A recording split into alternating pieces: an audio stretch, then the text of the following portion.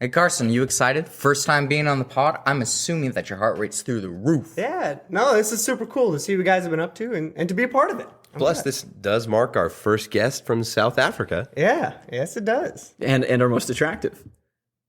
Well, I might not say most attractive. It's a little rude to our guests. Beauty is subjective anyway. Yeah, it's just my personal preference then. But what do you mean by that, Levi? I mean, am I not your most attractive guest yet? That's not what I meant. I was just saying that maybe subjective matters such as attractiveness shouldn't be the metric of how our previous guests and What friends are you trying like. to say, Levi? Like, am I ugly? Like, go ahead and tell me to my face how you feel instead of hiding behind these ethereal words like metric, friends, and subjective. Is he doing something? Open thy mouth and spit out you are so dearly, passionately disgusted by my appearance. Verily, I ask you elaborate on such cryptic mysteries. What changed, Levi? Why do you hate me so? Sit down. Fight, you're the most attractive guest. It's cool. That's cool. Stop talking to me. I always thought Bryce was the prettiest. All right, roll the intro.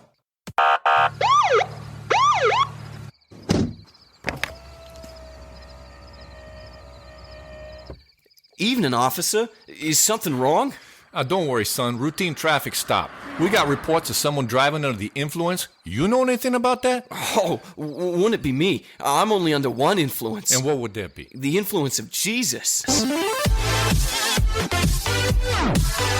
It's time for Under the Influence. Yeah, we don't want to do anything to scare your children. Oh, welcome back, ladies and gentlemen, to another episode of Under the Influence podcast. I'm one of your three hosts, Jude Crane, joined by my brother, Jerry Crane. and his brother in Christ, Levi Thiessen. and his brother in Christ, Carson Pemble. And my brother, John. No, I'm just kidding. He's not here. John Lennon. John Lennon in a wheelchair. Thank you, everybody. And my brother, John Lennon, in a wheelchair. Yikes. What happened to John Lennon? I think he was He murdered. died. He got assassinated. That explains the wheelchair, I guess. Yeah, he was murdered. Poor John Lennon. By that guy that read that book, right? What guy read what? You mean Karl Marx? No, the guy that read that book and then he killed him and then was like, "Oh, the book told me to." Was that actually what happened? Yeah. Oh, I don't actually know what happened to John Lennon. I don't either. Yeah, educate us. That's what I was told. What That was John Lennon? How to kill I John don't Lennon? I don't remember what book it was. It was some like manifesto or something. Oh, well, or like Manifesto. it was. Yeah, Manifesto. but he reads it and then goes crazy and is like, "Oh, the book told me to do it." Oh. Oh, that's kind of. Who shot the president and for Which president? John Wilkes Booth. No. Who was the actress? The current president. Oh, Jodie Foster. There was a guy that shot the president. for Shot Jodie at or hit? I think he shot at the president for Jodie Foster. He just got out of jail recently. What? He's like, I'm doing this. Can for you Jodie just look this Foster. up real Yeah, quick? what a weird Yeah, person. no, to he do it. literally did Yeah, it. I'll look it up. For Did she hate Jodie this Foster. president? Like, Shot president. Maybe it was Reagan? That seems too old. I mean, that was Yeah, like that's the 80s. before Jodie Foster. Okay, wait. I think got it was first thing that popped up. After Taxi Driver, which still... Jodie she's super Foster young. horrified after stalker who tried to shoot. Whoa, yeah, was he this looks guy? like a. Yeah. It's a crazy story. He wrote her letters and songs in prison. dude, that's messed up. It says He's out now. Okay, That's Here's incredible. the headline: "I love you forever, Jodie Foster." Horrified after stalker who tried to shoot down Ronald Reagan. It was Reagan. Is set to be released. Dude, it's a crazy story. His name is John Hinckley Jr. He concocted a plan to take out the president in order to prove his love to Taxi Driver actress. That's right, yeah. Dude, what a way to prove your love. That's amazing. Which, she was like a child Jude. in that movie. This was in 2016 that this guy was set to be released. Oh, I mean, still, that's Old pretty recent news. for shooting at the president. Isn't it? Wow. Like so many yeah. advertisements on this website. The ads on Kinda this website ads. are- John Hinckley Jr., 61, so now he'd be, 67, is to be freed from a psychiatric hospital next month after 35 years.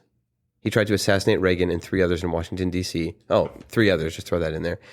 To be freed from in 1981 after hounding Jodie. Then, she was 17 at the time. Yeah, she's like a child in Taxi Driver, which is still, that what makes it He's even like worse. a character from Taxi Driver. Over the past 7 months, I've left you dozens of, this is a quote, I left you dozens of poems, letters, and love messages in the faint hope that you could develop an interest in me. And that was a quote that I wrote for Carson. Okay, yeah. In prison after shooting Jodie Wait, Foster. but she's ever, he like, did seen that any for of her those while stuff? she was a child. Yeah, this is the picture Well, of her. when was this? That age. 17. Okay. In the letter, he boasted of his evil plan. Quote, at least you know that I'll always love you, Jody. I would abandon the idea of getting Reagan in a second if I could only win your heart and live out the rest of my life with you, whether it be in total obscurity or whatever. It's kind of beautiful. I mean, Well, That is a beautiful. Oh, Okay, Ronald Reagan listen. throwing up white supremacy signs here. Oh my gosh, He just made it the- okay with his the fingers. okay sign. how drastic does the crime have to be for us to separate the art from the artist? The art from the artist. The art from the artist. Like that's a beautiful thing to say. Quote, I will admit to you that the reason I'm going ahead with this attempt now is because I cannot wait any longer to impress you. I've got to do something now to make you understand in no uncertain terms that I'm doing all of this for your sake. By sacrificing my freedom and possibly my life, I hope to change your mind about me. This letter is being written only an hour before I leave the Hilton Hotel. Jody, I'm asking you to please look deep into your heart and at least give this a chance. With this historical deed, I will gain your love and respect. Ominously, Hinckley signed the letter. I love you forever. Hours later, the maniac, then 25, shot the president. I didn't know Ronald Reagan got shot. Is that how Reagan dude. died? Am I a horrible American? No, he didn't. He wasn't assassinated. That's right. where does Ronald Somebody Reagan else. come into like this love triangle? That's Yeah. Literally I nowhere. literally think it's like, think about like ancient stories of like Greek Yes. epics and stuff. Like The craziest part the about this man story- who goes and whether it's something that she cares about or not, he does a big thing, right? Like you go and slay the dragon, you come back and you Yeah. get the hand of the princess. I think this guy, I go and kill the president. yeah, he's like, Yeah, what, his dragon literally, for what could you president, do more as an American that's more like And you gotta insanely? remember, this is before it not was impressive, cool. This but- was before Kennedy. So it was, this wasn't old hat at this This time. was after. This is way after. This is Kennedy. way after Kennedy? Yeah, that's like in the 80s. No. Idiot. Whoa, It's whoa, not. whoa. Hey, don't call Let's me. not an use idiot. such sorry, your subjective dad is terms in the like. building. Wait a minute. This was equals after. This is old hat. This guy's just. This big guy's hoax. a sham, What? a He's a fraud. He's a sham. He's a fraud. What's He's a con man. He's just following the footsteps of Yeah. other people. Oh, because somebody shot JFK first or whatever. It's not cool anymore. Yeah. Was it ever cool? Well, no, certainly not now. Also, this guy didn't do it on a grassy knoll, so He did it in a hotel. And he didn't have Or a kitchen? two other shooters and the else got CIA shot? covering it up. Yeah, that's true. It Which wasn't president also got a big- shot in a hotel kitchen? Abraham Lincoln. There was one that going got back to shot. Was it Garfield? It wasn't a theater. It was a kitchen. Might have been. I don't know. Because there was this really I don't- the I don't know busboy how- from that how he kitchen got shot. has the last like interaction with the president, and he tells him his last rites. It's just 40 a cool years story. ago, Ronald Reagan was shot outside. What? It was Ronald. How many times has Ronald Reagan Yeah. been shot? Sounds like twice. Oh, there was a No, time this is the same. when a balloon popped next to him, Oh, and he you was missed. just like, "Oh, you missed." I've seen That's that so clip. baller. That's amazing. And that's because he had just gotten back from that guy shooting him.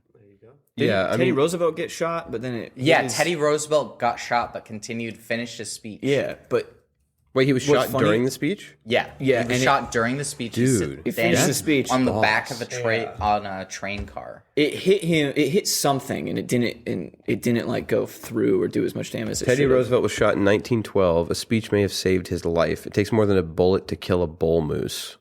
A bull moose. No, sorry. It takes more than that to kill a bull moose. Roosevelt was. But notoriously, Quite that the man. speech was Wasn't he like terrible, hated, though? hated I by don't the know. crowd. He wasn't great. None of the presidents are great, but his characters are really cool. Yeah, Louis yeah. C.K. said that. And I think it's the most brilliant thing. Dude, okay. Theodore Roosevelt's opening line was hardly remarkable for a presidential campaign speech. Quote, "Friends, I shall ask you to be as quiet as possible." His second line, however, was a bombshell. "I don't know whether you fully understand that I have just been shot." Clearly, Roosevelt had buried the lead. The horrified audience in the Milwaukee auditorium gasped as the former president unbuttoned his vest to reveal his blood-stained shirt. Quote, "It takes more than that to kill a bull moose," the wounded candidate assured them. He reached into his coat pocket and pulled out a bullet-riddled 50-page speech. Holding Yes. up his prepared remarks, which had 2 big holes blown through each page, Roosevelt continued, "Fortunately, I had my manuscript, so you see, I was going to make a long speech, and there's a bullet. There's where the bullet went through, and it probably saved me from going into my heart. The bullet is in me now, so I cannot make a very long speech, but I'll try my best." What a guy. His speech, where it was, saved his life. Does it say? I think he also ended up giving like a 15 or 20 minute Yeah, speech. he still gave a really long speech. And for the next 90 minutes, Yeah. the It was 53-year-old ridiculously former, long. not 15, 90 minutes, the 53-year-old former president proved it. Quote, "I give you my word, I do not care a rap about being shot, not a rap," he claimed. Few could doubt him. Although his voice weakened and his breath shortened, Roosevelt glared at his nervous aides whenever they begged him to stop speaking or positioned themselves around the podium to catch him if he would collapse.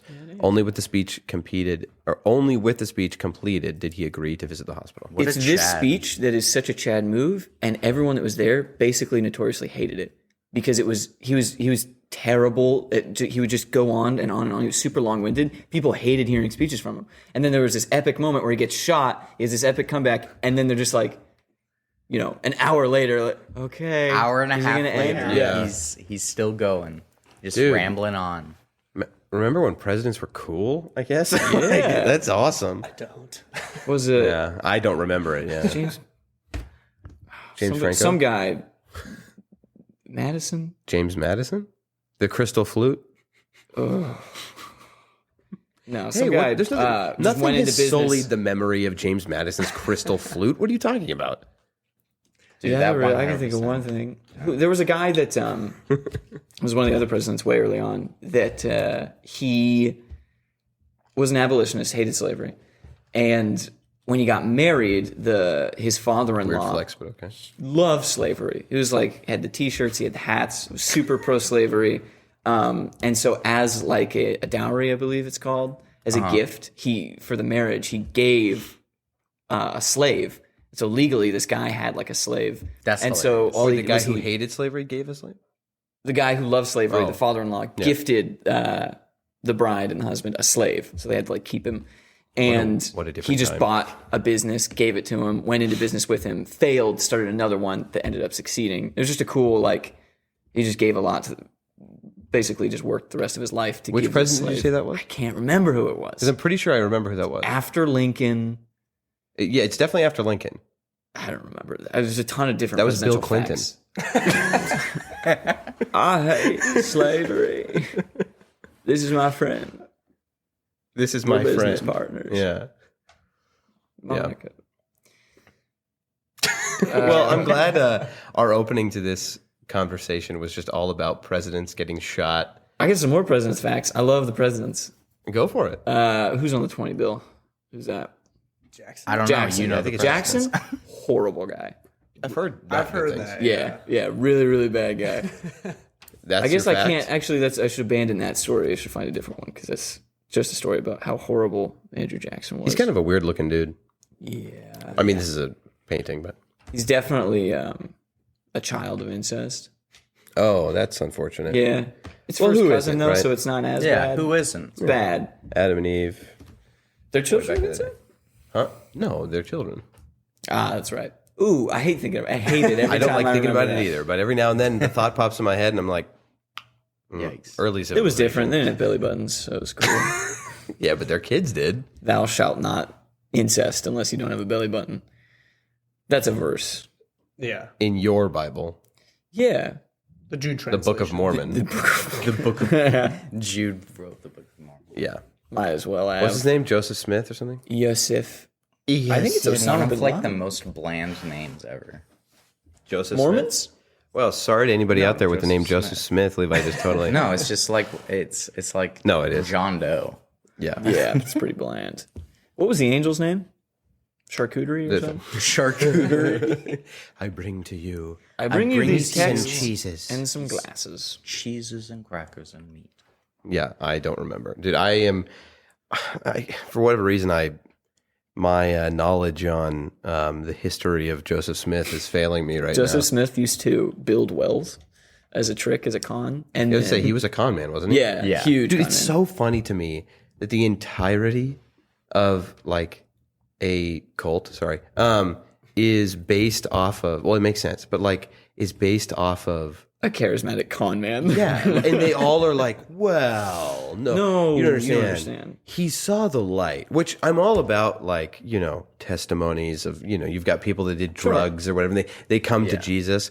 But when a guy who's like known for like cheating people out of their money goes, hey, believe me, I saw an angel and he brought me special glasses and showed me a special tablet. Like, His hear description. me out. Yeah. Hear me out. This angel of light came before me. It's like, whoa. He took me to some treasure. An angel of light, right? Showed you this book, like these tablets, and had you transcribe them. Yeah. Is it Lucifer called an angel of light? Yeah. Oh my gosh. Doesn't it say he's like a wolf in sheep's clothing? Personally, bit of a hot take. I don't believe Joseph Smith. Sorry. What? Well, No, I think this might be your last episode. oh no. With insults like that. To the Christian faith, I made quotes with my hands for the audio listener. He used to build wells, and then he'd either use seeing stones in a hat or the dowels to guide people to them to like prove his ability. And then he'd make bets that he could and couldn't do it and make money. The biggest issue he had was forgetting where he built the wells, and so there's like multiple times where he would forget it and then fail and be like, "Oh, it's not with me today." Dude, how do you forget? He literally wrote about it himself. How do you forget where you built a well? That's not Well, like because he wouldn't I take put them to my wells. keys here and then I forgot where I put my keys. You built a well. He'd take them to watering time holes. building that. Yeah. So he'd dig a hole. He'd put like some kind of foundation in it that would hold the water. He'd fill it with some dirt. And then he'd take them to it and be like, "Look, I can feel it." Dig, and then there'd be this big wet hole and be like, "You can build a well here." And they try and they fail. Yeah, but then he'd take them to a random spot and just be like, "It's very close. Give me more rocks in my hat. Let me see if I can." He's a cool guy. Look at this rough mound of freshly he tilled did have a lot dirt. of wives, Did so he? he was doing it right. The Mormon thing, kind of. Oh, I guess. Wait. Oh, yeah. I forgot about that part. Yeah. Is that? That's old school. That's extremist for now, for modern Mormons. Yeah, because like they kind of separate themselves from those. Hey, what's up with that? More mans, but they have more wives? Jeez. That's not even how it's spelled. I hated that. Sorry, more men? Mormon. No, I don't think you're right. But they do put them on. What do all right. they want? More Mondays? We got a good little discussion there about some ridiculousness, but something I did want to bring up. Obviously, welcome, Carson. We didn't really welcome you. Gosh, We rolled right into presidential assassination, and we skipped welcoming you. So yeah, thank you for hanging out with us. Thanks for having me. Yeah. To be here. For the listener, who is this schmuck with us? Yeah, Who is this guy? Well, this guy is he's not much. My name is Carson Pemble. I went to school with Jerry and Levi, and I guess Jude as well. But Jude was there, but he was present, but not in our class, so it doesn't really count. he was in middle school. Yeah. But yeah, just He friends. was one of the 150s. I was one of the 150. One of the graduating 12. That counts for something better than 150. No. What No, I'm saying he's is talking about Jude Jude. was part of the 150. Jude. Oh, okay. I was Okay, part of the yeah. 150. He was a of part of the school. 150. Yeah. Yeah. That's fair. Yeah. Yeah. I'm just chilling now. How do you remember meeting Jerry and Carson? You're Carson. How do you remember meeting Jerry and Levi? I remember meeting myself. No. Levi was a long time ago. Yeah. Hell, that, You guys I don't I showed up remember way later. meeting Levi. I just remember being with Levi. Levi always was. Yeah. And always will be. Well, you were there in kindergarten, right? Yeah. So you were there before me. Yeah. I joined in first grade. Oh, you're one of those. Yeah, I thought you were joined a late. kindergarten. He was a one of joiner. I was It was- behind. Yeah. I thought you were K Yeah. through 12. But he was one of the popular kids in elementary school. Yeah. Yeah. Gross. How do you? How do you remember that? Well, no, I mean, yeah, but elementary school there has was popularity. animosity at the time. Oh, Yeah, dude. what are Elementary you school. talking about? I guess it makes sense, but like, for No, some reason they're- in my head, like really young kids, that has to be less of a thing, right? No, like Well, no, like first, second, third graders. like kindergarten to like third grade or well, like fourth grade. There was like two groups of people: the people that everybody else hanged out with, and me and Houston. yeah, And But then I when- remember like me, you, and Houston, like in middle school, was like oh yeah, group, yeah, though. yeah. Middle school was fine, but in elementary, No, and guys were the when they outcasts. needed an extra guy, they always took Houston, and then I was just left out just high and Levi. dry. Man. Yeah, it was rough, but yeah, And you blame Carson for that. no, There's a lot of Not deep just- resentment. It's definitely a thing. Maybe first through second, maybe first through third, it's not a thing. But like after that, it's 100% a thing. When did you leave? Was that I was gone for third grade. third grade? Third grade. Okay. I was homeschooled, and then my mom was like, "No, Yeah, we I talked can't about do that because this that's the year I remember you being there Yeah, at homeschool. yeah, at homeschool. Yeah, You had more detentions when you were homeschooled than you did when you were homeschooled. Fun little fact. You actually felt more ostracized while in homeschool as well. Yeah. dude, I actually found a journal from that year, and it was like the worst year of school for Hard my time. entire life. Like you were depressed? No, it was just like it was just chaotic because it was just yeah. like my mom would only be like with one of us three at a time. Yeah. And we all had our own issues and stuff. yeah. Homeschooling is hard. Yeah. Like- mad respect for people that can do it and do it well. Yeah. Like groups I hear helps a lot. Yeah, we went to a We did homeschool that. group. Yeah. If you homeschool, I think longer than like a year, like you have to start getting involved in something like that. Yeah. It's actually not even just for like the kids, but like if usually it's your mom, right? Your mom needs kind of a group to help. What? You're weird. You're Got him, dude. Absolutely got him. Normally your teacher Usually is it's like your mom. If you were homeschooled, it'd be your mom. Nice. Good No, burn. usually whoever's being homeschooled, their mother is the one, that stands in as teacher. And I think that they need kind of like a group to help as well. I know for our mom back in the day, it was like you have all these other moms who are doing the same thing that you can kind of bounce ideas off of and figure out who's doing what curriculum and get some help. But get some help. Yeah. When our mom didn't, it got like you could just like tell the stress would build up. Yeah. She made us call her sensei, and then we had to like wear With the bow. Yeah, we started having outfits for homeschooled, which was just crazy. She made us all wear fake mustaches. Yeah, It's very weird. really weird. Yeah, no, actually, there is some truth to that. Well, no, hang on. There's no truth to what I said. No, there is some truth that it changed. There was a year or two where we were no longer involved in that homeschool group. That's right. And it was really bad. It was really bad. And now there were a lot of factors there. It wasn't just like our mom was detractors. inept or incapable of doing it and she needed the group or whatever, but she had just had another kid, her fifth child, and that was taking a lot of time away from our schooling. How and does then, having a new kid like take away time from your regular day? right? You'd be surprised. Yeah. No, there was a lot, but homeschooling is just, I don't know where I was going with that other than the fact that homeschooling is just rough, and like you said, Carson, mad respect to the people that do it and can accomplish it because when you come out of it, I mean, as long as you're relatively well adjusted to society and you haven't been completely sheltered, like in a basement somewhere, I think it's worth it. I don't know. I think statistically, you guys come out ahead of us, like intelligence wise. Yeah, but I think there's Well, a don't say you guys huge- because Jude and I didn't finish it. We're the best joined- case of that's homeschooling. true, that's where true. we just got a little bit of it. Yeah, I got through 8th grade and then did high school. I got 4th grade. 4th grade, so I witnessed that elementary year just for a little bit. That 5th grade. Yeah.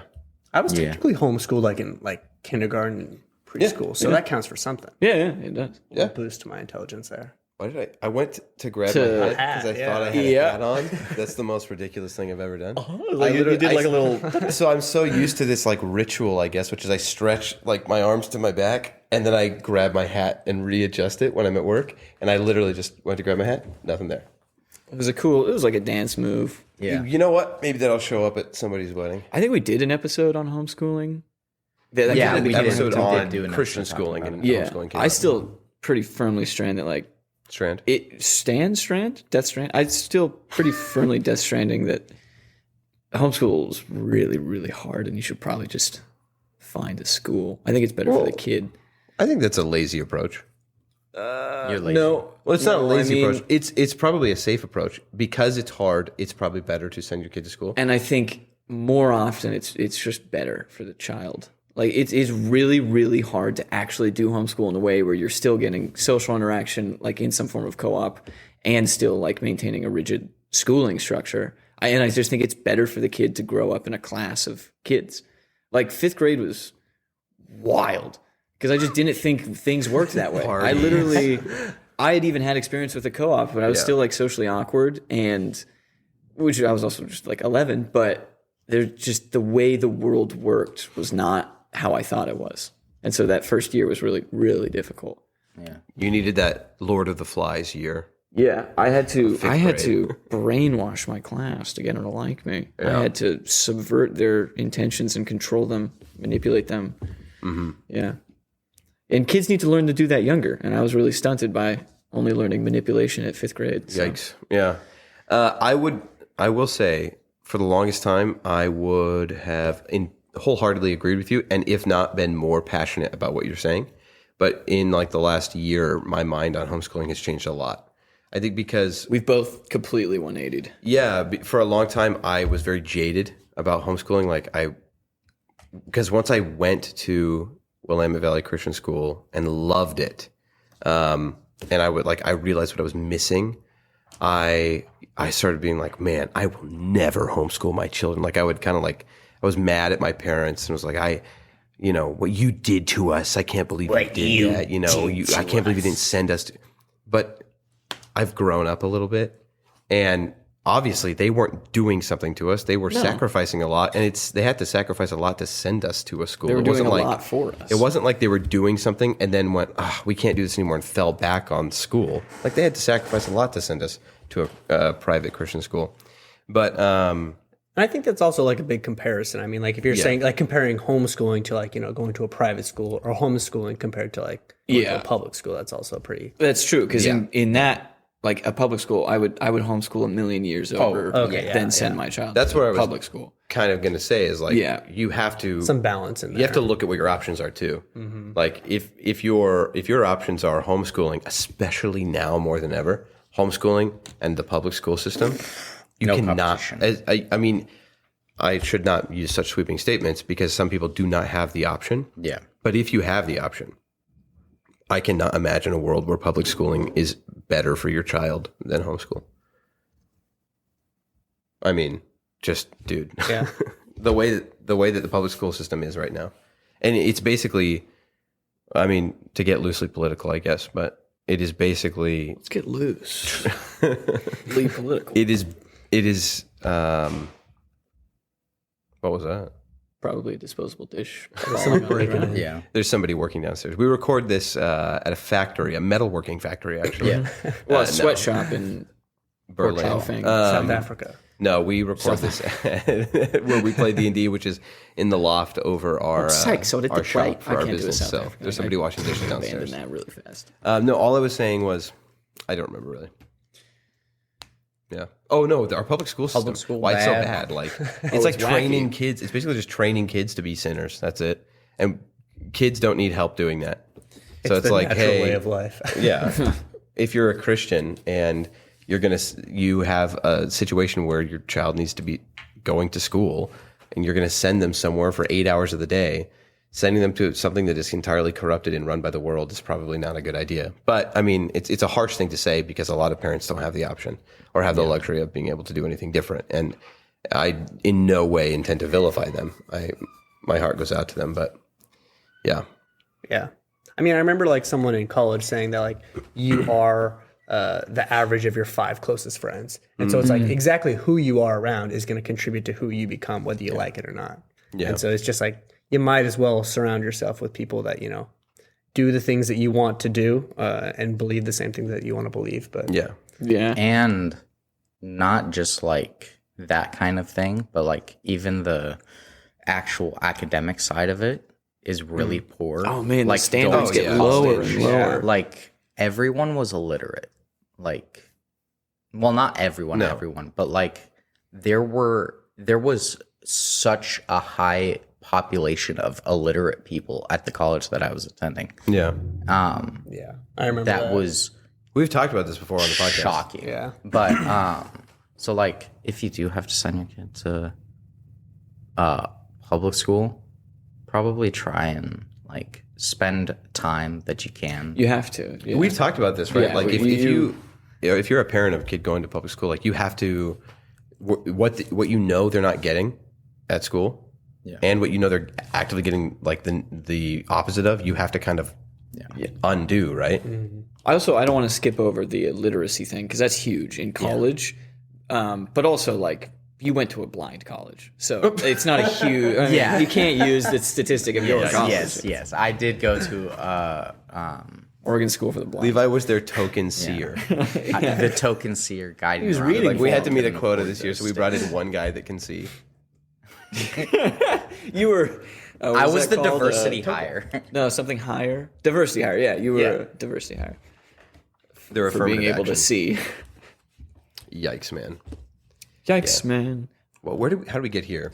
I don't know, but it was cool. Because I had to be homeschooled for a year. A year. Oh, that's right. Because I asked you, I was like, "Hey, what year did you miss?" What year did I miss? Oh, because Jude asked you a question. That's right. Jude asked you, what how do you did I remember meet meeting Levi? Okay, so that's how I met Levi, guys. Yeah. That wraps up that story. And then Only you met 20 Jerry.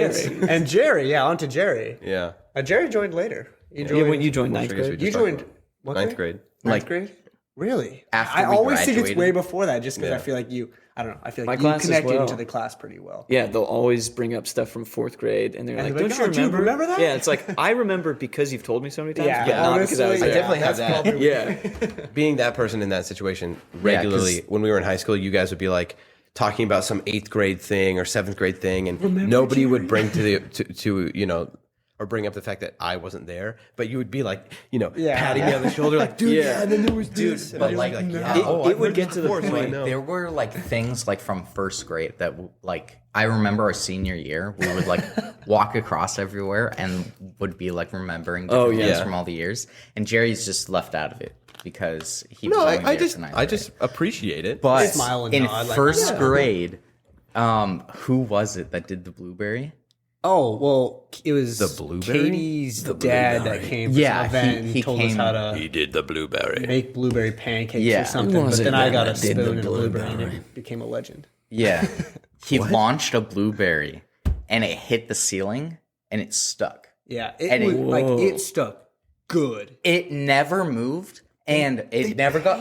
They painted over it. What? They painted over the There's blueberry. probably like a moldy blueberry in the first Wait, grade classroom. is it still there? I don't know. It's probably still there. It's mean, they probably just painted got over like it. 2 layers of paint. I want want to find that blue. But like we would go back there like once a year, like Yeah. throughout Check up on the blueberry. like until we graduated. Every year we would go and look at it, and then like it was during high school, or it might have been like at the very end of middle school, beginning of high school, that they painted over it, and we were just so shocked that nobody insane. like Were you did guys anything. there for the pencil? Was it Court that threw the pencil in the ceiling, or was that upstairs in the old elementary in the old building? elementary building? Yeah. Yeah. How long Court did that a stay bunch. there? I mean, there was a lot of And people then that were we doing ended that. up, I don't know, he started a thing. Yeah. And then we got in did trouble he? for throwing pencils Yeah. in the ceiling. Yeah, and there was just like a ton of pencils, and then there was one that would just like stay up there. Didn't- for a lot okay. longer. Did this actually happen? I thought Court might have been involved, but maybe not. For those wondering, Court is Carson's brother-in-law That's correct. and longtime friend, Yeah. and he also went to the same school. Yep. But there was something about somebody taping a chair to the ceiling or something. What? Did that actually happen, or was that just an idea? Because I remember, I know the senior class when we were a bell, freshmen. but yeah, it could have been When we an were idea. freshmen, it would have been So- Alden and Sam and your sister, right? Yeah. I remember hearing from Alden and Sam that, at the very least that was their plan. I can't remember if they actually went through with it. Yeah. Because I know which teacher it was. It was Yeah. the old math teacher before we got his chair to the ceiling. That was the her idea. Her chair. because Sorry. she was very mean to those that didn't. Well, they deserved it. Pay yeah, I mean they deserved it. if you but can't like do She was just math, strict. bullying she is was kind of the she way. was very strict and hated that group of people. Well, I wouldn't put that in those words in her mouth. We don't know that she hated them. Oh, she No, did. she I was in wrote on class her with- forehead. Group of people. I did was brand one I of them was once, 2 though. math classes ahead. That's not true. And I was in their Subtle class. We couldn't sit in groups anymore because Alden Okay. and Sam they would play footsie. That's the To an only obnoxious thing degree. that teachers do it's one of the few things where it's like, I hate it, but I get it. Because Oh, I've yeah. seen some of the groups where it's like, no one gets it now. Okay. War crime punishment. Like because, when we're not sitting in groups. Yeah. We barely had classes where like sitting in groups was a thing. Sometimes in math classes, but it would be like you would come to like this is your group and you would go for like certain things. You'd move your desks together. But like those, I always thought that was great. Oh yeah, I love it. When there's like a bunch of clusters of desks and stuff. It was the best. I mean, I also liked in our like our career classes and stuff. Those desks were different. You would always sit with somebody. Yeah, I really loved that. You were always paired up with them. Oh, I love And then having you had a groups. row I at just, least. I understand it because there's 3 people that would always get in a group and then they'd do nothing or they'd be super obnoxious. And the teacher can't say these 3 specifically can't be in a group because then you get problems with calls. Well, yeah, but If I was a teacher, did you ever get a pink slip? You had to. Oh, How many? no, there's no way No. you did. You didn't get a pink zero slip? pink slips. Really? Bruh. Well, I guess at this who is you're the talking one to. thing. Well, you can get them for dumb reasons. Like, Oh yeah, Megan got a pink slip for like wearing jeans. On Yeah, camera dude, one day. and she was crying. Oh yeah, it was like, the worst day of her life. I don't think I ever got a pink slip. ruined her life. really? No. Oh, I thought it was just. Well, Oh, Jude's wait, like, I got 27. I got one every month. I got quite a few, Yeah. especially during high school. I started getting- over here. I pushed in the hallway. I think it was like our senior year though, when it was like getting towards the end, and I'm like, I've never got a pink slip. Yeah. I need a pink slip. I remember you talking about And then we were like talking about it, and then we were Did you in get an Mr. honorary Bentley's one? class, and then he was like, I don't know, Levi said something, and then he just shot Levi down. He's like, everyone shut up. Basically, he didn't say that probably, but and so we're like, the next but person that that was talks. class was this? This is, I think, the history class. Oh, we were in, yeah. world history. or That makes something. sense. That's And- based and cool. Yeah, and he was like, the next person that talks gets a pink slip, and then I was like, This is my moment. and then I was like, hey, Mr. Bentley, like, would you give me a pink slip, like, if I just asked for one? Yeah. And he was just like, he was just mad. And he was just writing it down. I'm like, oh, shoot, like, I actually just got one, like, for talking. And he was like, get over here. And he, like, gives it to me. He's like, I'm giving this pink slip to Carson because he asked for it. He's like, just shows it to me and then sends me to the office. And I was just like, okay. Like, I got one, but it wasn't like I actually got one. Yeah. Like you didn't have to sign it. It wasn't. No. Yeah. But it was pretty funny. That's cool though. He kind of contributed to me Yeah, eventually getting, it's because very like we sweet. talked about it in that class before. Which is I would love to have Mr. Bentley on this podcast. I would love that. Dude, so much. he would love to be on this. Would he podcast. really? I Yeah. think so. Yeah. I know that he would. Talking to him at the graduation parties with I my just want to brother's see him again class, too. Yeah. he like really misses our like group. Yeah, he misses told you? me that he misses Levi, he Levi? really misses my class, but that's cool. And No, he no, might no. actually He be misses our listening. I class. don't know. I don't know, considering we were. I his think you favorite forget. We're the class of I 2016. know. I'm so jealous of you guys' relationship. with him. It never got better, and it never will. I tried so hard. Well, if maybe You worked don't harder. realize how close. Like every class is great, and you're all special, and you're all unique for all the people listening. But our classes, man, we pulled. I mean, your guys' class and mine, we came so close to reaching your status, and no one else has come that close. Feels bad now that Jude's admitting it's true. It was fun to kind of flex for a little bit and say that we're the best, but now that Jude's like, I mean, He's they like were just actually the best. talking about it. Jude's It's like, yeah, you guys were the best. Every teacher had a story about your guys' class. It was like, back in the golden age when we had these ruffians. Let's go back to joking about it. That was more fun. It was like, oh, Did you guys feel old and kind of like Actually, you I peaked? am feeling a little bit of that. Yeah. Feels like we all peaked in high school. What was? What are you talking about? I'm peeking What did right you now. get a pink slip for? Me? Yeah. Oh, Or you I got a just- few. Yeah. I got one because for some reason I don't even know. I feel like you Did might you have. guys know? I feel like you're about dancing? to like tell a terrible I don't story. know, but I don't even know pooped in the why. hallway. No, But I well, punched a like, girl in the face. Yeah. well, I didn't get one for stabbing 3 kids with. Oh my god. Yeah, we've heard that. I was was one of the unintentionally. It was a pencil It's one of my first memories of Carson, actually. Thanks, dude. Yeah. stabbing him. You Giving wonder him why lead I poisoning. shifted away from you a little bit. It was just this kid kept stabbing me. That's true. Yeah, Levi. Did it perchance happen to be the same year that you said you were ostracized a little bit?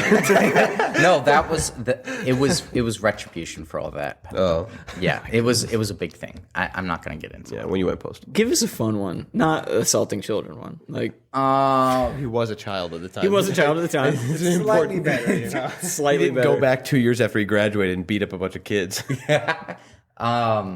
No, I got one for placing my head on my girlfriend, like on What her grade?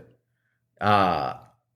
I think it was. I mean, junior PDA year. was very Strict, yeah. I literally for good reason. We were just sitting on a bench, and I was just like really tired, and I had a headache, and I just thought like before school, and I got written up because I didn't know all of the teachers were sitting in Mrs. Ferguson's class, and I was on one of the Oh, they have a little benches meeting. just outside the room. Yeah. I got one for like just I jumped from one of the on the play structure on the newer one. I jumped from the highest level to the second highest. We were playing like Oh, you were playing on it? You got a piece of for yeah, playing dude, on the this was playground? What? well, you'll I had a understand knife. why. Yeah, something but I crazy. jumped and I had my hands like this, Here we go. and like You want to explain that to the audience members? yeah. I had all my fingers linked together, Like a club above his head. Yeah, he's creating Yeah. a human club. and I just came down, hit Denton in the back, Yeah, and then there- Yeah, there he you go. turned and uppercut me like and knocked the wind out of my chest. Mortal Kombat over here. And I got a pink slip for jumping on the play structure. I decked him in the back of the head, uppercutted me. Two sides of the story. Yeah. I got one for running on the breezeway because I was late for class. Yeah. That's a rough one. I mean, how Ivy okay, got her that one pink makes a slip lot of for being sense because late. if you run through there, the way those doors open, if a kid is running through and a door opens, dude, they're dead. Yeah. Because the doors would open and the wind would grab them. Oh, yeah. So if you're running But the thing and somebody was- slightly opens the door, it's just like, boom. But the thing Flattened. was, for that, I was speed walking because there were Well, a ton of other like one of times those that I would 80s actually just. moms. I was going run. to say, there's two reasons. One is the doors that will kill a child. And also, it is so loud. Even Yeah, kids that's walking true. on the breezeway, Yeah. all But, those like- loose pieces of wood. But it like just- I would run at other times, but the time that I wasn't running. you'll never get caught running. Yeah, you'll just get caught speed walking and then get written up for it. That's funny. Dude, we used to, we were in computer class and we had to use a restroom. I would use the one by Miss Merritt's, so you get to run down the breezeway. And I would make a point to just like, Wow. Knocking on the doors and lockers, slamming things. as you Ringing go the by. bells down yeah, the if I breezeway. saw an open locker door, I'd be like, oh, let me shut this one.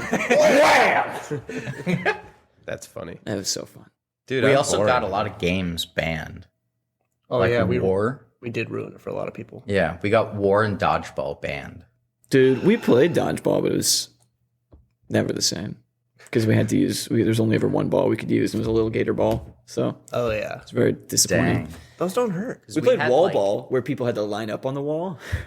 Dude, Yeah. We So you used just to- like spike it into their groin or their head. we would It's like be, lining up quote soldiers. unquote and- Literally, yeah, it's like executing knocking soldiers. Germany or something like that. Hey, you lost. You get to go to the wall. I remember we used to play quote unquote wall ball, but kicking balls was not allowed gosh, unless yeah. you were playing like kickball, like a sanctioned Sanctioned event. yeah. So we would wait for the recess monitor to look the other way, and then we would try to kick the ball over the building. I remember that, dude. Like most of the time, we wouldn't make it over, and the way that the roof was There's a little slanted, it would pocket. always come down to us again. But sometimes it would get caught on the chimney or like on one of the little exhaust points. Yeah. And like we only made it over the school like a handful of times. But it was so cool. But when it you was did. insane when that did Yeah, happen. there's one chimney Yeah, that and literally then- has a pocket that'll catch the ball. and yeah. someone has to go up and get it. It was insane for you guys because you made it over the roof, but on the other side of that roof is a road. Yeah. Whoever was Yeah, driving on that driving road, it by. was insane for in a very different way. I mean, it would always just end up in the grass or like hit the tree most of the time. Like we couldn't get it that far into the road. Oh, okay. Like that would have been a feat. Yeah. Do you remember when Jordan climbed the power line pole? Don't. He climbed up the never power saw him line again pole after that day. and sat on like the T bar Oh on the my top of it. Gosh. Like, what are the wires? This on doesn't it? sound real. Yeah, yeah. He He just- die. He was a crazy kid, though. He was died. insane. He was wild. But Mad respect. and he had this sick burn on He was his a cool leg. kid. But yeah, he sat up there. He got in a ton of trouble, but no can one was gonna imagine like so. get him down because Yeah. what are you gonna do? Shoot him so down, he grab the was slingshots. he was in charge of that situation, but they were like, That's- "Get down here now!" And he's just like, I can do whatever I want. "No." No. I have power over life and death right now. Mine. Your age is over, old man. Just up on the telephone pole. Did you ever get a pink slip? Dude, I'm boring compared to the rest Dude, of I you. thought I that never you got did them anything for like wrong. being tardy because I know you got detention for being tardy. Levi. He was You being a little can't get dumb. a pink slip for being tardy. Jerry. Sorry, can continue. Oh. I don't think I ever got one. Oh, A pink slip? Oh, okay. If I did, maybe it would have been for being late or something. I had to go do. I think it was like I got detention instead of getting a write up or whatever. Oh, that's right. Couldn't you serve instead of getting a pink slip? No, I feel like you at some served point your we had the time, no. option. But like some teachers were nice. Yeah. That's true. I might have gotten one, but I don't remember. I know that if you got like 3 within a certain time period, you would get detention. Yeah, that's what. Oh, happened. that's right. It worked that way. Yeah, but it was like the same for write-ups as well. Yeah. But I never got detention. I got detention a few times. It was You just being late wasn't study your hall. issue. Not that you had one. I mean, but like You had a ton of issues. being late one wasn't of them. your issue. It was the constant hair dye, changing the hair. All the piercings. Yeah. Yeah. No, if I did, it would have been for that. But I mean, so I guess not going to school in elementary school and stuff, you don't do all that crazy stuff, I guess. I mean, I have a lot of fun memories though, because high school is a lot of fun. Yeah. We did a lot of Yeah. stuff. I feel like But- middle school would have been the hot spot for pink slips. Pink slips? Yeah, because what are you doing in elementary? Was it in elementary that kid climbed the pole? It sounded like it, Yeah. right? I mean, I don't. He was in like high school and I was Okay. in elementary at the time. Oh. That was like years and years. I couldn't see a fifth grader. I thought you were like, talking about Jordan, like I don't know, the kid that was in our class. Oh no! He wasn't in our class. He was like a high schooler. Like I remember that we like did Jordan track. Smith? Yeah. Jaden Jordan Smith?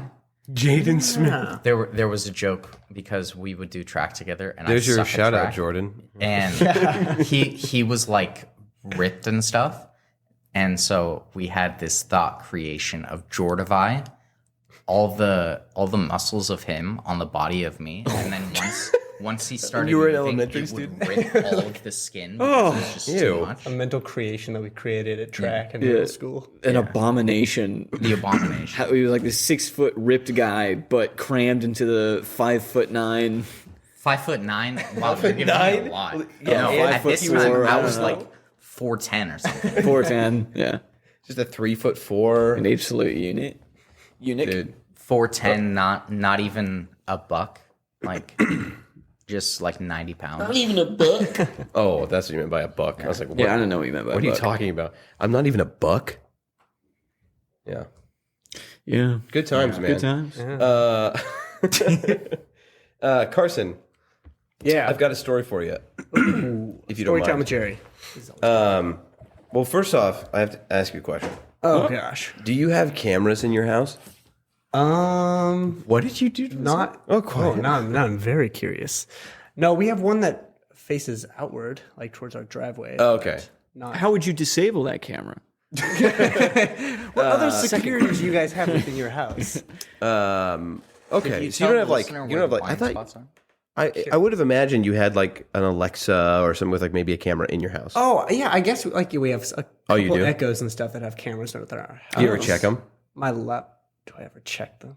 What is going on, Jerry? No, I don't. Should I be checking them? Well, Have you hacked into my Alexa? I've Are been you watching sleeping me? in your basement for the past. I may have trespassed. Wow. I was in your house recently.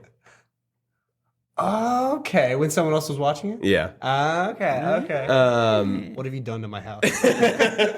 So, no, I have to tell you, I felt incredibly guilty because you obviously, well, not super recently, but I mean, amongst the four of us, you're the most recently married. Yes. And you guys have a house. It's very cool, right? It's like, thank you. like first things, right? Like Yeah. big steps in your life. And so I can imagine in being part of that, you know, we're friends. You probably would want to like invite me over and show me your house. Yeah, So I'd I like felt to do incredibly that guilty because when you were out of town, So this is his house. yeah, Lexi and Mike were over there and they were playing Beat Saber. And she kept sending me videos. And I was like, man, you guys are trash. And I'm not one to usually like trash talk and say like I would be better. But I was like, I would absolutely destroy you. You're absolute trash. And they're like, well, why don't you come over and show us? And I was like, well, where are you? I don't know where you are. And they sent me the address and they're like, oh, we're watching Carson and Ivy's house. And I was like, no, I didn't even think about it. I was like, okay, yeah, I'm on my way. And then I'm driving there. I'm like, oh, I kind of feel bad. I can't imagine it's that big of a deal, but it's like, okay, well, and I got there and I was like, and then I saw your car in the driveway and I was like, I'm betraying my buddy. Because I can imagine a part of him is probably like, I want to show off. This is a cool thing, you know, it's a cool thing in my life. I want to show this off to my friends, you know, and I was like, it's probably fine. So I walked in there and I was like, oh, well, yeah, whatever. So I go in and Lexi and Mike were in there and they're like, okay, yeah, let's go play Beat Saber. Let's see how good you really are at it. And I'm like looking around, like while I was in there, I was like, okay, does Carson have cameras here? Because I saw a camera outside, I thought. I was like, Carson might have cameras. And of course, like they're out of town. The worst thing would be for him to look and be like, why is Jerry in my house?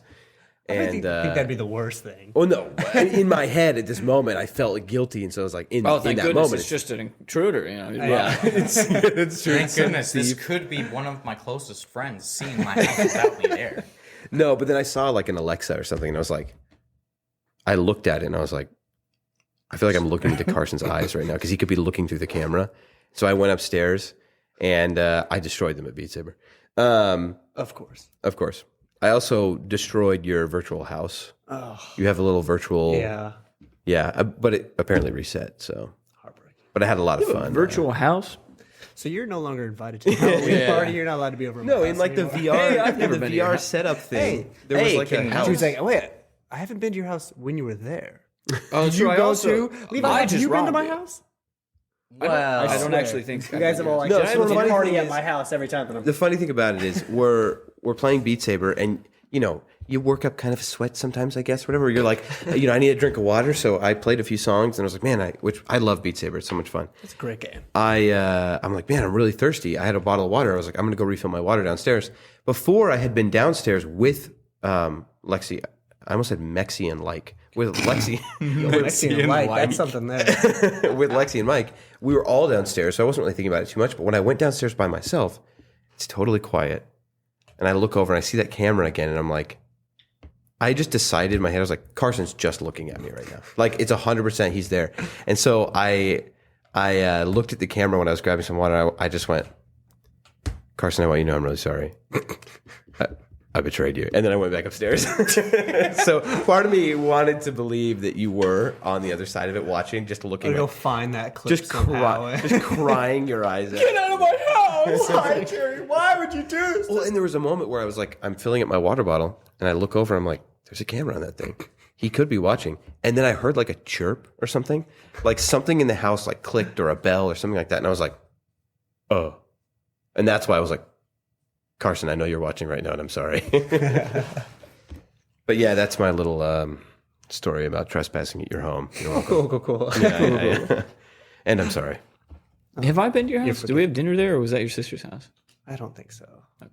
I always feel like you guys have been to my house, Dude, I because I still think I've haven't been. invited. Like we've It's- thought about like. it's playing like a You invite me every party. week, Almost and I'm always like, happened. nah. Yeah. I'm like, hey, you guys want to come over? You're like, nah, Nah, dude. not if you're there. Unless you're not there. Yeah. But you guys will be coming over soon. Yeah. Yeah, It's that's right. Halloween, right? Pretty cool. Halloween. Halloween. Halloween. Halloween. Yeah, I'm excited. What do we got on the docket? I think we're passing out candy to little kids because I'm guessing there'll be little kids in their neighborhood, which is kind of cool because I've never done that before. I've Yeah, I've never never done that. Yeah, I was like, we always like don't live in the city, and so Yeah. this could be kind of cool. I'll probably watch a movie and maybe play some like spooky games or something. We're gonna bob for apples in a lake. Oh my Gotta take goodness! you guys I out think for they the all week. floated away. You know what's funny about that? The trick or treaters, like and stuff. Oh yeah. We never did it. We never I feel went like you trick could or have like treating, little kids in your neighborhood. and we never gave them candy Why? Did they not show up at your house because or Byron was scare the children? dude. It, You'd open no, the door no, and no, they'd no. run He away. was terrified of Halloween. Oh, when he was yeah. a kid. Oh. So we would always, every Halloween, we would shut off all the lights, go into the very farthest away from the front Make it door. as scary as And we possible. would just like watch movies or whatever and just not answer the door. Every time the doorbell rings, Byron's like, And it was always just like, I was like, why can't we do anything? I want to hand out candy to Yeah. the kids, Mom. Levi was British back in the day. Yeah, well, when you're Yeah, I want to hand out When you candy first to the- moved up. quiet, Levi. to the kids, Mom. The firstborn skin. But you guys had like trunk or treat or like a harvest festival. Yeah, something yeah, that we you would went go to like the church harvest Yeah, festival and yeah. things. But like, That counts for something, I guess. yeah, but like that was our family thing. We would shut off all the lights and go into the farthest away from We'd hide in the garage Yeah. and Yeah. act out plays. Yeah. Kind of. We couldn't have the TV on because the light, so we had to act out plays. Yeah. It's kind of a nice little tradition. But we didn't even watch Halloween movies. It was just Well, that's like, good. Christmas movies. Just Lord of the Rings, probably. Easter movies. Yeah, every Exclusively Easter Hallmark movies. No. Hot take. I'm not a fan of Halloween. What? Yeah. I thought What you about would it? be like the number one. You thought I Halloween- would be the number Yeah, one? yeah. Really? the biggest Halloween fan in the world. Really? Yeah. Yeah, I'm first of all an incredibly festive person already. You know, He's all birthdays, Christmas, everything. I'm He is extremely all about He it. hates Yeah, it's really festivities. festive. I He wear does very hate colorful clothing. festivities. Yeah. He hates holidays. And then It's not number even a two, bit. I love being scared. he doesn't like celebrating. I that. love haunted houses. Number three, I can't think of another one. Allergic to cats. allergic to cats. That's a reason why I love Halloween is because I'm allergic to cats. Yeah. No, I just don't, for whatever reason, don't really care. I love Halloween. Why? It's so fun. What's fun about it? Being spooky. Being spooky. Dude, just being, first off, the colors. Orange. Yeah, that's What black other and time of purple year and do you use the green color or orange? whatever. Pretty much never. Scary movies. Great. Candy. Apples, caramel together. Come on. Okay, I like Skeletons? I like. Outside your body? How often do you see that? I love it when my skeleton's outside my How body. often do you see that? No, I like fall and like harvest festival. I like Yeah. pumpkin patch, caramel apples, hot cocoa, hot apple cider, You all just that like stuff. autumn. You just don't like. Yeah, you're just a basic white girl. I just don't. Yeah, Pumpkin I spice. am- Pumpkin spice lattes. As I said before, I'm not like other girls. That's right. Was your family like, I don't know, like against Halloween kind of growing up? Is that what kind We of, wish washed on it yeah. on Halloween. I think there was Yeah. 1 year that mom decided, like the year she said Kim Possible was bad or whatever. Kim Possible was bad. No, I don't know. There was like 1 year probably that we I thought did there was a one trunk year or where, treat. yeah, we Yeah. specifically did that. We went to a church festival thing and we weren't allowed to do trick or But treating like that year. years before that and years after, we still Yeah. went trick or treating and stuff. But I don't know. It's just me Yeah. being dumb. We never like really had like big parties or anything. Like we would like Yeah. dress up and like go to the church events and stuff. Yeah, but yeah. we never even like went trick or treating. I think the first time I honestly went trick or treating was like with Ivy's family. That was one of my first Yeah. actual times trick or treating. Yeah, when we went. Was that the same time that like the guy with the axe like chased us? Yeah, you and I were Yeah. there together. It was That was like kind of Wait, cool. did you guys do But, that in like 2016 when there was like all the clown murderers like popping up all that over would have the been states? 2015, I think, because it was when Maddie and I were together and you and Ivy were That's together. right. Yeah. Wait, that's 2015. It's a year before you graduated. Graduated. Well, it was our junior year, so it would have been 20, Yeah. I'm pretty My sure. goodness, But there, we went all up and down. Jude and I were actually just talking about this recently. He was asking me about Halloween decorations, and I told him I've actually seen some cool ones. Yeah. We're all going up and That down was- South Salem, like all those really nice houses and Yeah. stuff. Yeah. My costume was super easy because it was just khaki pants, suspenders, like a wool shirt, and a newsboy's cap. And I was a newsboy. Nice. Going as an undercover communist in the 1920s. No, I was a newsboy, like from the famous band Newsboy. In high school, I remember the Halloween party. I dressed up as Joker. Dude, there's Oh, a dude, really that- cool picture. of There's it. There is a such a really cool picture. When He we were nailed playing it. D&D the other day, and I was describing the creature standing in front of the fire, but I realized it would be falling on mostly deaf ears. I almost used that picture as reference. I was thinking, like, you guys know that picture of Levi where he's standing in front of a bonfire? Yeah, that's what the monster looks like. That was so Dude, cool. but that was incredible. And what's even better, so I had all the face paint of like Heath Ledger's Joker. of Heath course. Ledger's Joker with the purple suit and green vest. That was junior year as well. Yeah, because I used the same costume there. But it was super cool. And then I got a migraine that was so bad I had to go to the hospital. Sorry. And so I'm just going through the hospital with Joker paint that's now all like smearing. And I'm in the Joker suit still. But I'm just like at the hospital with a horrible migraine. And I'm like, Didn't the Joker blow up? I was going to say, Heath Ledger's Joker at the hospital, not a good look. They were probably like, Yeah. I know it's Halloween. I'm gonna but- make this. How soon after the whole Aurora theater thing was that, too? oh, I have no idea. This was There were 2015, definitely so. security guards that had you, like, they were watching you very closely, dude. But dude, I mean, most of the time I had my eyes closed because like it was all way too bright. I'm gonna make this migraine like, disappear. I remember it didn't work. I remember because like I would be like holding my face or like covering my eyes and stuff. And then when the nurse would come in, I would like look over and I would see all the paint that's on my hand now. Dude, you horrified those nurses. for Yeah. sure. So what you're One saying walks is, in and you look up with makeup running, you're like, help me. yeah, a nurse walks in and you're just in a corner, hands covering your face, like it hurts. That's so... Yeah, that's Yikes, man. freaky. Dude, but that was my favorite Halloween costume. It was pretty That great. was really good. There were two people dressed as Joker, I think. And There was like 4 Jokers at that party. I mean, every Halloween there's yeah. so many. But yours But was... mine was the best. yours I was also had the perfect hair. Like Yeah. it was the You were able to perfect just length, dye your hair. and I got it dyed. He had green hair. No, it was really good. There were a couple moments where at that Halloween party, it was a nice house kind of out in the country, and we're walking around, and we were playing some night game, and I remember walking around the corner, and I could barely see like in the pale moonlight, and you like peeked your head around, you're like, hello, and it just scared the absolute crap. Hello, but it was very fun. Maybe being scared is fun. I Being scared, scared is I fun. scared a lot of people at that party. Yeah. Being scared is fun. Because like I already like there are people that I just scare without trying Just like every day. because I kind of just like I walk around quietly. You loom. You can loom. But like there's specific people in my class that I'll just for whatever reason I'll just walk into a room and be like hey, and then they'll just like it'll scare They the pee their crap out of pants. them. Yeah. So that party was a lot of fun. Because you're like, no, I'm trying. No, I'm trying. Hey, speaking of parties. I made a little girl cry at that party though. Oh, what? I asked her if she wanted me to put a smile on her face, and she was like, Was that my "Oh." sister? No, it was a different girl. Okay. Is your sister traumatized of Levi now, and you're trying to find the root cause? Well, I wonder because Julia is cripplingly terrified of you. What were you saying, Jude? Oh, speaking of parties, Uh huh. I went to a party What? yesterday. What? Yeah, a wedding party. Oh, I was at a wedding yesterday. nice transition. Thank you. Very, There you very go. fluent. Transition. I was a caterer. I am a caterer. I catered this wedding event.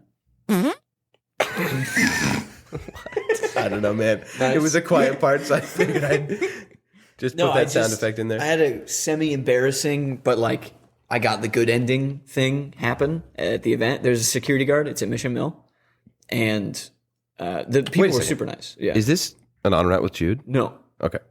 I wasn't on route. I was catering. Unfortunately. We're going to pretend like it is. Okay. En route, I was catering I a don't have wedding. the sound effect. Oh, That's what okay. you're I was waiting waiting for Then why did you even want to make it? Okay. I don't know. Do you know Mission Mill? guess what I They can- sometimes they have it's their own really nice security. and stuff. Yeah. They wear these red sweaters or whatever. This guy was huge. Not like fat, like you said, built dude. And he was different than me. And he had he had some swagger about him. Okay. So he was like a cool guy. But on the way to the kitchen, he's standing right outside the door. I had like a burp because I was drinking sparkling water. And so I like hit my chest twice and then went and like put my head down. I was trying to get this burp out without going, I was trying to just get the gas out. And as soon as I went back up, I looked at him and he was just like really confused. And then he put his attacked his chest and like did the sup nod at me. And I was like, that's what I meant to do. But then every time I went back to the kitchen, he would like grin a little and like put his chest down and be like, what's up, man? And then So you thought you were just like the it was like I latest- accidentally passed a cool skill check. Yeah. Because at first he was really wary about it. He was like, I don't know. All right. And I was like, You passed the luck check. yeah. I got really lucky. And that was it. I earned his respect. But I thought I was gonna look racist, but I didn't. It's nice. I I was gonna say, so the beginning of it, it was like you accidentally stumbled across something slightly culturally insensitive Yes. to be like, I didn't mean hey to. man, But then he just went with it. It was cool. That's incredible. That's cool. yeah, You should have invited him Healing, on the podcast. healing. I want to hear his Hey, you want to come on my side. podcast? Sure. What were you about to say? You like grabbed your phone or something. And you're like, well, I did. Oh, I wrote down something to remember what happened. Mm-hmm. You got it all. Yeah, that's it. Okay, that was exciting. Thanks. It is a funny story. Yeah. It's funny. And if you want to hear more funny stories like that, you should join our Discord. hey, Sincerely, we really do appreciate that people listen to this and just listen to us talk about stuff and have fun hanging out. But if you enjoy the conversation we have and you want to be a part of it, or you want to just be a part of other stuff, like we play games and we've got prayer meetings and Bible studies and stuff, you can join the Discord at discord.gg/Christian Influence and let us know that you found it because of the podcast. That'd be awesome. But yeah, we can get back to what we're doing. back to the discussion at hand. Yeah, I had Jerry. one last question. Did you go to church today, Carson? I did. Cool. All right, we Yes. can end it. That was it. Hey, I went to church. That counts. where'd you go to church? What I was going to ask is what the sermon was about. We just started a new series on Ecclesiastes, and Oh, so okay. we started. No, sorry, not Ecclesiastes. Ezekiel. Ezekiel. Yes, and so chapter 1 of Ezekiel is about the angels that are like kind of crazy. It's like they're like a man. But that's really like weird. he's like they have 4 faces. They have like 4 wings, and the wheels are interlocking. 7. There's how many? It's a little wheels weird with because eyes. yeah, Yeah. Today, interesting. we just started a series at our church about Revelation. And there's some quotes from Ezekiel about some angels that look really weird. We went to the same church. Apparently, in different places, but somehow the same. Except ours, we're talking about one that looked like a lion, one that looked like Yeah. one that just had the face of a man, and then one that looked like an ox, Yeah. And an eagle. and they all had eyes. Something else. Yeah, covered in eyes. Eyes are all over their body and under their wings and stuff. Yeah, which is terrifying.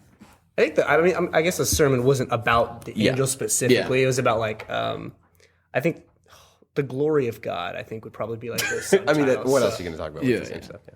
Is that the exact same as you guys? Oh, 100%. Well, Okay, ours was okay, about cool, how the cool. first thing, all these like extraneous, just awesome, great, like magnificent, beyond our imagination things. But the first thing that's listed is the throne and who's sitting on it. Because it's in that vision that, it talks about the, Johns. like a lake of crystal or whatever, and jasper and emerald Glass, and yeah, rainbows and all this stuff. But the first thing, because it's the thing that you should be focused on, is the throne where God sits. So That's good.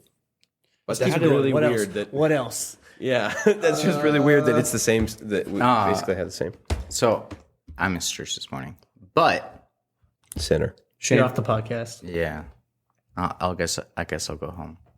But I love like the descriptions of the angels. So it kind of makes sense when every single time an angel appears before someone, they're like, "Do not be afraid." Yeah, It checks true. out. Yeah. Because have you seen those those biblically accurate interpretations? biblically Yeah, accurate. it's like, oh yeah, that is horrifying. absolutely terrifying. Yeah, yeah, that thing appeared before Mary. you're gonna have a son. have a baby. Oh my goodness! Don't be frightened.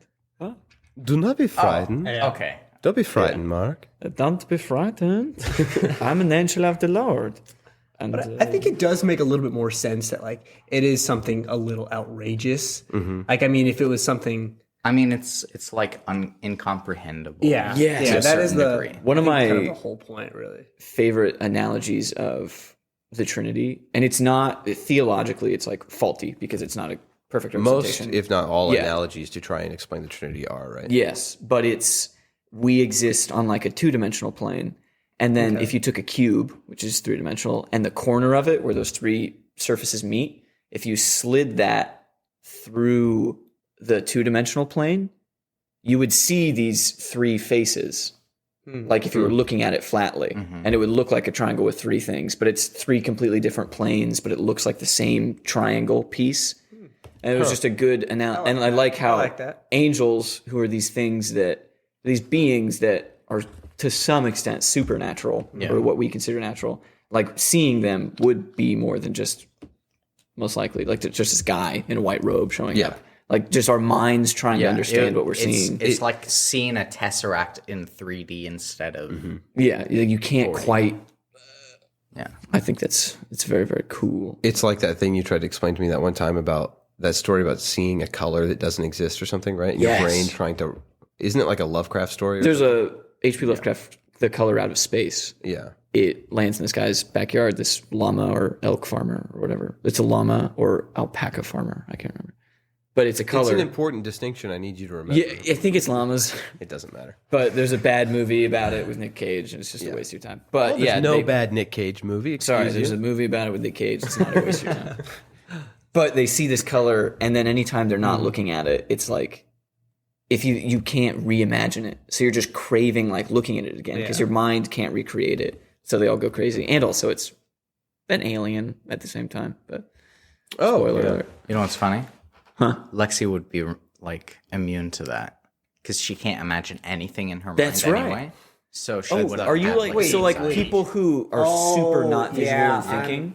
Are you one of those freaks? Jeez. No, I was talking to Ivy about that, and we were like, I don't remember who it was. We listened to someone, they were talking about people think in words or in like, is it just visuals, I guess? Is that guess. the other one?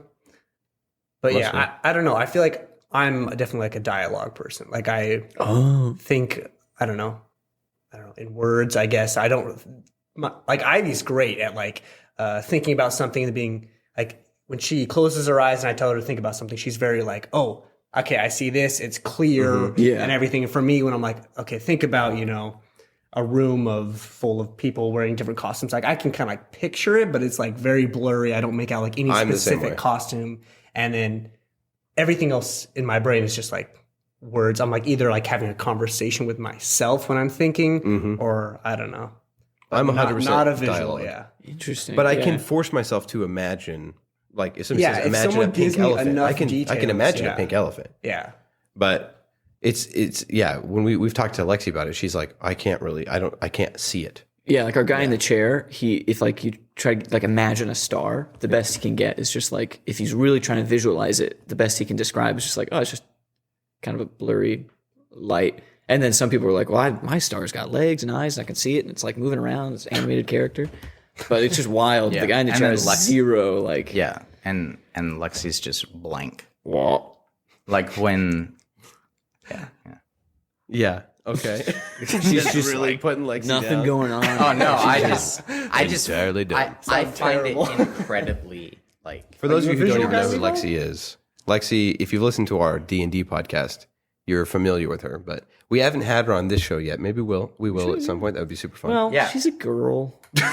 I was thinking about that recently. So far, all of our podcast guests have been dudes. I thought that was intentional. Oh, and our next one listed, intended, is another guy. Old guy, right? A real old man. No, an older guy. Yeah, but we. I'd love to have Lexi and Mike on. Yeah, I think. Yeah, we have to have them together As a I guess. unit. They exist You're as a right. unit. They because are, like we yeah. can't just have Mike, and we can't just have like. I mean, it would be fun, but like No, it would. I actually would like to have both of them on Yeah. sometime. They're awesome and it'd be a really fun discussion. No, so if you don't know who we're talking about, that's who we're talking about. But Yeah. she plays Venora on the D&D and podcast. he plays Lumen. Yes, Lumen, the the big Mothman. colorful moth guy. Lumen. Lumen. I can't do it, Arnold. Oh, I had a dream that you accidentally told me what lumen was, and it was like the mind of a mind of a German guy from like our world that got Transferred over? transplanted into the body of a fake creature. I'm not ready yet for multiverse in the D&D. No, I'm just saying. doors I had a of that. dream that was that. and it's Levi, I funny. will tell you It's this. I have an explanation for it. Dun, dun, dun. No. I mean, like, I've put a lot of Jude's aware of it to some extent. Dude. I have put a lot of thought into. So the whole multiverse idea, it's getting kind of hacky because everybody's doing it. Yeah. And it's a little tiresome. But for a long time, I've thought about how to make it work before the craze. And I have a very, very intricate and fun, interesting idea for like some sort of multiverse within the context of the D&D world and how it could work. And it's very, very interesting. Basically, imagine like a really cool explanation of the multiverse that doesn't drop the ball and is like pseudoscientific, but also fantastic in its ideas, like literally just like fantastic. It's very cool. Very cool. Yeah. Can't tell you anything about it. Yeah. But if I in guess. D&D in years to come we play and we get to that level of playing like with ridiculousness, I have a satisfying reality for that. Very cool. Carson, Yes. you've played D&D with us, I have, yes. and we're playing again now with a lot of players. But I don't know if you haven't listened to any of the D&D podcasts, right? I've listened to the first one. Oh, that's right. I didn't know if you knew or not, but it is set 75 years after the last campaign. Yeah. So technically, Still Aisho, be alive. Exactly. Kicking. your character, he's an old man, I'd be old. but he's out there. Kid. Oh, shoot, my kid. But yeah, so Carson played with us in our last campaign. He dang. guested a few times, and he ends up getting married to an elven queen. One of our other players, mom. Actually, yes. That's not a joke. He's the stepdad to one That's of our true. other Yeah, characters. which is funny. very cool. But no, technically your character still exists somewhere out there in the world, hasn't died like Jude's, and I love. and he's out there and he's just an old man. So unless something happened and he was killed, No, right? probably not. No. Hopefully not. Hopefully not. No. Jerry's like, he's dead. I killed him. And I'm just here to break the news. I was talking to Lexi the other day, joking about that, and I was like, what if I made a plot point? Because like Mike's old character is like an elven prince. I was like, what if I made a plot point where like an elven prince had been assassinated and you guys had to deal with it, and it was Maril, Mike's old character, and Mike's just like, dude, been so off sad. screen, assassinate me. But I think Mike could roll with it. Yeah. Of all the players, Mike would be like, yeah, okay, all right. No, Except he did so many wild magic surges that he's like embedded into the world, Yeah. like as this spirit Yeah. thing. no, it's actually pretty crazy. We started talking about D&D now, but I asked you about the sermon at church. I did kind of want to briefly go over that, and it's crazy that you guys had such a similar experience. Yeah. Because I wanted to bring up something from ours, which was this is something I'm going to be thinking about throughout the week, and this is kind of something I want to try and do on the podcast a little bit because we record now after church. I kind of want to talk a little bit about what we heard. And it doesn't have to be super extensive, but I do want to just mention it because I think for people that listen that maybe didn't go to church that week, or even if they did, it can be something for them to think about. And the thing I'm going to be thinking a lot about this week is something that we've talked about on the podcast before, but it is the majesty of God. It is and we talked about it actually after we went to church one time and talked about it here, which was just given how grand and incredible and unfathomable, like Levi said earlier, or unimaginable, or I think he said incomprehensible or something, right? Yeah. His glory is to us. He still leans down to us and hears our prayers, and he takes care of us, right? And we are so minute and tiny. And so that's something, in the sermon that we were talking about today, where the first and foremost thing in that vision is his throne, because he should be the first and foremost thing to us, and how that describes his glory and his majesty. It is incredibly humbling and emotional to think about how much he loves us and has such a personal hand in our lives. So that is my little takeaway from the sermon today, that I'm hoping maybe something to encourage you, the three of you, throughout your week maybe, and to be thinking about, and especially Levi, since he wasn't there. Yeah. But yeah, was there anything either of you wanted to? I think it's a useful, especially for me in prayer, to remember His majesty, because I have a hard time hearing. No, too close. I have a hard time hearing God's voice all the time clearly, because it's just, I think, the nature of kind of the way my head works. But then whenever I'm struggling with that, I like to think of, like the way you said it, the size of Him compared to us, and that I imagine like picture book Jesus.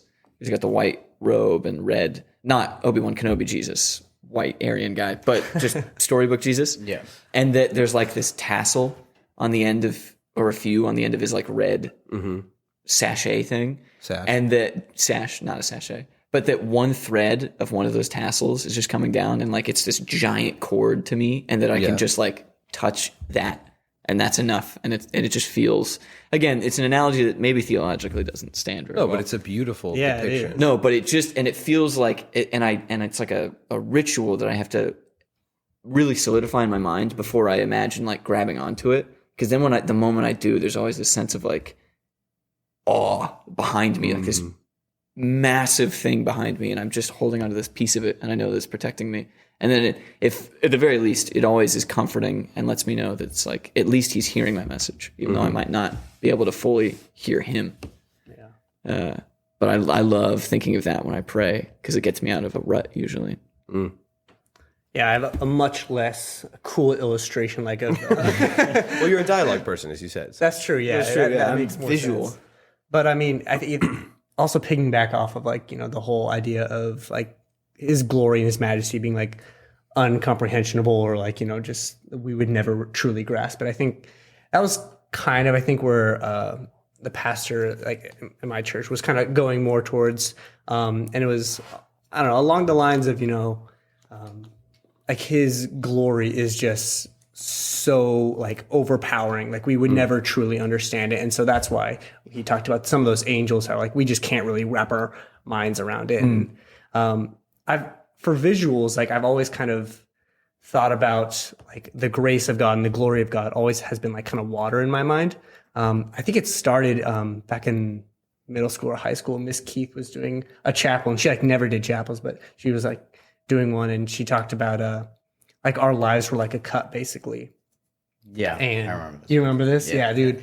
It struck like a chord in my heart. It was just beautiful. It was like where you have like the water in your cup that you have as your life, and you're like pouring it out into other people, but you have to go back to God, who's just like this living water, this like ocean, this the endless fountain, whatever you want to think of it, where you got to refill yourself every once in a while with God, and then you can distribute yourself amongst other people.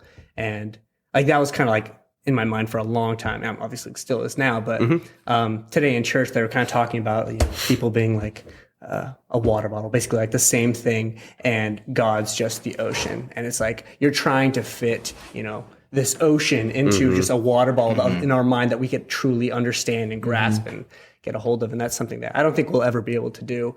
And I don't think we should expect to, totally understand God and everything, for obvious reasons, By definition, He is God, that we probably shouldn't be able to understand it. Yeah, we're not in the business of putting Him in a box. Yeah. And I mean, just the idea of His glory being the ocean is kind of nice for me, because I am like one of those like outdoors people. I think in the beginning of the sermon, the guy was like, trees and rocks. It's all just trees and rocks. He would like go to like places, see these beautiful views, and he's just like, yeah, they're just trees and rocks. Like it's totally the opposite for me. Like just go out there and just take it all in. We went to Walala Lake, and it was absolutely beautiful. It was just one of those moments where you're like, I love that lake. It is ridiculous. Like some of the views, like we did a ridiculous hike. It was like 18 miles or something, just straight up this mountain. It was brutal. But once you got up there, beautiful lake on the top of mountains, and it was just like, wow, like, one, there has to be a creator, and you talk about all that discussion forever, but yeah, it's just basking in like God's glory. It's a humbling experience, and it's something that you need to, not try and explain it all away logically. I don't know. I feel like some of us are just very logical people in this room, and we have to think everything through. But there's just some things that you gotta just kind of just embrace the beauty of the world that we live in, that God has created for us. We need to just accept God's love and his glory and how it was made for us. It really is. And, we're trying to, bottle up God into a water bottle that we can understand every little thing and logically explain everything. And there's, a lot of great discussions of apologetics and stuff. And Yeah, I love it. Love that when you look out on just the magnificent creation that you go, oh, that's a creator, right? And then you'll have people, the people that are just this is just, it's beautiful because it's this small chance that aren't saved. They're it's a small chance that all this would come together out of an asteroid hitting or tectonic plates shifting. And you go, that sounds kind of like a miracle. It's that small of an odd. That's something that's so crazy to me is their entire explanation to me. Yeah. Whenever they explain it, this idea of they explain the billion trillion. I explain the craziness of it. They go, no, this happened and it's so vastly impossible. And you're you hear that and you go, it's not just looking at it and going, there must be a creator, but it's also your explanation of spontaneous creation or whatever you want to call it is also. It sounds like a miracle. Like you said, I didn't have those words for it, but I love the list that there is of what all has to be just right so that life can go, and it's an ever expanding list. Oh yeah, and everything we learn, we Earth realize is there's more hitting things that all could of kill these us. dots, and it's more and more and more and more and more impossible. Yeah, it's kind of or improbable. Both are equally convicting. The idea that God masterfully crafted this beautiful valley and lake, or that he set up this ingenious Rube Goldberg machine that, which he could have had it so that this little asteroid hits this one that'll actually hit and cause this big crater that'll shift. Both are equally magnificent to me. The 7 days of creation were a Rube Goldberg machine. Evolution is just the world's most advanced Rube Goldberg machine. That's funny. Yeah. No, it kind of is. Well, if you want to live and die by evolution, it kind of is just the flagellum motor. That would have to be in this radioactive perfect soup for millions and millions and millions of years, and the odds of this one mutation that is necessary to lead to the next are just mathematically impossible. And yet people believe it happened. It's that's kind of a miracle then. I mean, the whole idea of the step-by-step thing for evolution, every little step requires this suspension of disbelief, right? Where it's well, this would have to happen for this, but then it's not even there's one step of the whole quote, this would have to happen. It's each one is this would have to happen. So then, well, I guess then this would have to happen so that this could happen. And I was talking to Byron last night about the excuses we make about our lives. And it's funny, just based on the wording you were using, it's very similar to what we were talking about, which is there's something that you need to do. And then the excuses end up being well, for that to happen, this would have to happen. And then you go, well, for that to happen, then I would have to have this happen. And we were talking about somebody specific and how there's something that they should really be doing in their life. And then instead of doing that, then they know they should do it. They have decided that they won't do that because they can't until this thing happens. And this thing that needs to happen is also something in their control. And then for that to happen, though, whether they did this passively or intentionally or not, they've also decided for that to happen, another thing would have to happen, which happens to be in their control. But then there's one more step added to this little ruse. And for that to happen, this other thing would have to happen, and that's not in their control. So I don't know if that was confusing or not, but there's 4 steps of it, right? Yeah. And each one is this, well, for me to achieve this thing I know I should do, this would have to happen. It's an excuse. And for that excuse to be met, this other excuse, that would need to be met. And then they had removed it enough until finally they had pinned an excuse on it that was out of their control, which effectively makes this thing that originally is in their control now out of their control. It's impossible. Now it's impossible. I know I'm totally shifting topics here, but it was just the wording that you were using that reminded me of it. They make it depend on another thing that depends on another until find a finally dependency the thing it's depending on is that no they have longer no power over. And they're well, exactly. I guess it's out of my hands. Yeah. It's 100 scenarios removed. Because that realization to me felt really profound last night. But just because man, that's really easy to do. But I think about how often I make something that I know I should do dependent on something else that I should do. But then like how often I'm also making those things I should do dependent on one thing, until it's like 6 steps removed. And then that last step I just put on something that it's not me. It's like, well, if my dad would, take out the trash, well, now it's not on me. And then the 6 steps after taking out the trash lead up to something like me buying a house or something crazy, but like, I don't know, entirely different topic, which maybe we should talk about sometime, a whole discussion. Yeah. But yeah, that's a little interesting Its realization I own had last night. Goldberg machine. But I guess back to set things out of your control. Yes. To just say, Yeah. I can't do that. And then don't worry about it. Yeah. Even if it is like a goal or something that you want to do. There is unfortunately a massive comfort in like accepting when you shouldn't that things are just out of your control, because then you find there's this level of comfort where it's like I can't do anything, so I can't even be bothered by it. Now it's only Jesus. Nah. Well, there's 2 ways to look at it: a good way and a bad way.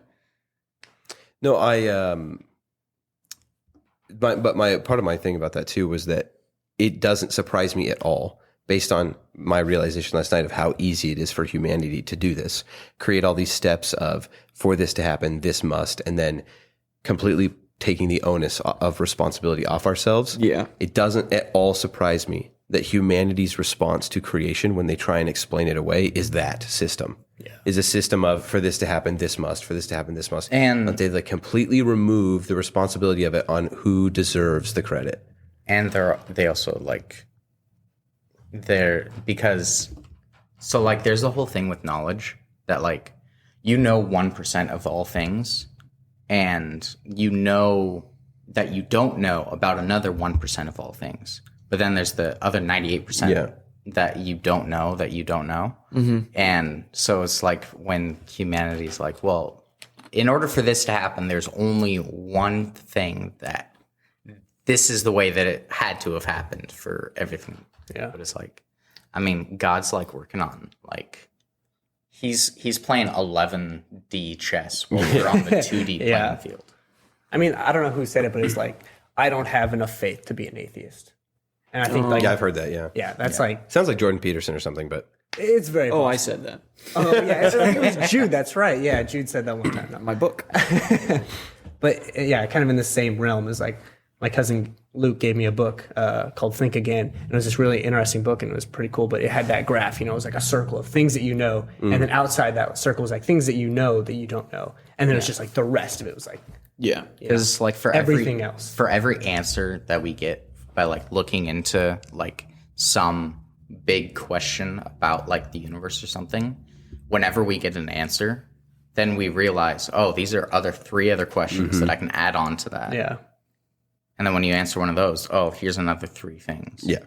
It's a dangerous leap in judgment, though, because I've seen a lot of people justify like their atheism by the circle of things that you don't know. You don't know. Yeah. Because it's fallacious thinking to think that there's a massive amount of information that I don't even know, I'm not aware of.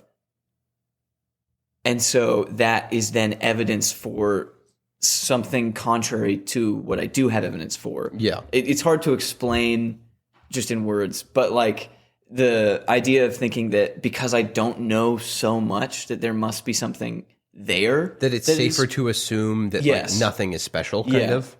It's just crazy to me that people will go, well, all the information that I don't have, that I don't even know that I don't have, I should bet on that rather than any of the information that I do have. It's just funny. One of those things is that like God does exist. Yeah. Like, part of the one of the things you don't know that you don't know is that there is a God or something. Yeah, that's funny. Intelligent creator. It's just interesting, like you're pointing out how that, like that. Let's just say that graph, right?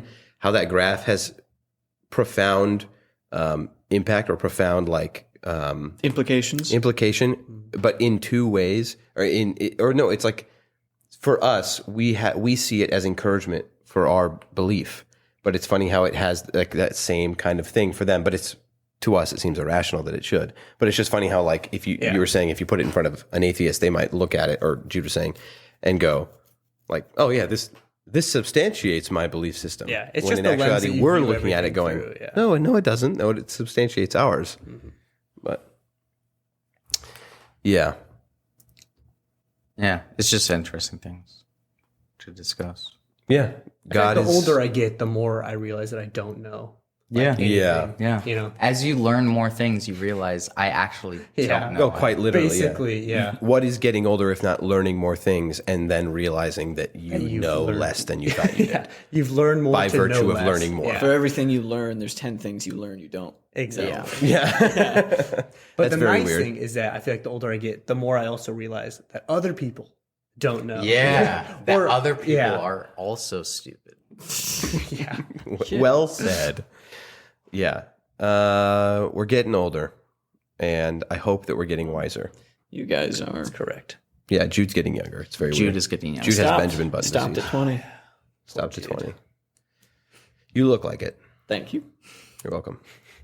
All right. Well, it is kind of getting close to the point where Jude I know has to leave, so I don't want to go much longer. But I do want to say I'm really glad that you came, Carson. This was a really good discussion, and it kind of rounded out to a discussion that I didn't really expect and I enjoyed. So thank you for being here.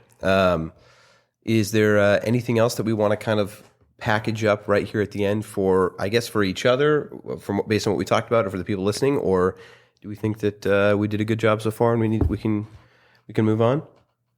Let's do a recap. That you should stop going to people's places without being I should invited. stop breaking into people's homes. That's true. Good one. Yep. And I, again, am sorry. And Yeah. I want you to know that I fully I intend guess it's fine. the time that you do Re-invited. invite me to your house, I am going to pretend like I've never seen it before. Oh, thank you. You're welcome. Even though you've already been upstairs, you've been in my office where I play VR. Yeah, I guess recapping, we had a long period of time here where we talked about fun old Presidents. stories. Oh, Yeah. well, there was that. I There totally was forgot that about whole that. thing. Holy cannoli. Yeah, Jude enlightened us some about really presidents cool being presidential shot. facts. That's really cool. We discussed for like 45 minutes Education system. and how much we love our time in it. That's true. Yeah. And you guys, your fun stories. Yeah. And I should stop breaking into your house. And then, not arguably, factually, the most important thing that we talked about would be God's majesty. Yeah. And to not forget how big He is and how small we are, and despite all of that, His love and care for us individually. So, to round things out here at the very end, before we go, Carson, we have a recurring segment on our show. It's called "Explain That Grim." Sorry, we're not on Hot Ones. Sorry, we have a recurring segment Sean. on our show where our guests have to tell us a joke. Oh. Okay. Give me a second here. Joke just means something funny. I guess. Okay. Yeah. Oh, It I can got be- one. it I can got be one. as I got structured one. as Oh, you I want almost it to be. forgot this. We one. prefer I mean, long most of the format jokes haven't been Long format jokes? Okay. Good. You guys may have heard this one, so I apologize if you guys already know it. But this frog, he goes to a bank to get a loan. Okay. And he walks to the bank, and he goes up to the lady, and she's wearing a name tag. Her name, it says Mrs. Whack. And he's like, "Hey, Mrs. Whack, I'd like to get a loan." And she says, "You're a frog. I don't know if that's something that we can do." He's like, "You can do it. You can do it. Trust me. My name's Kermit." And she looks at him like, "You're not Kermit the Frog." He's like, No. I was named after Kermit the Frog, but my name is Kermit Jagger. My dad's actually, Big Jagger. Mick Jagger, right? Yeah. And so, he's like, "Well, maybe I can give you a loan, maybe not."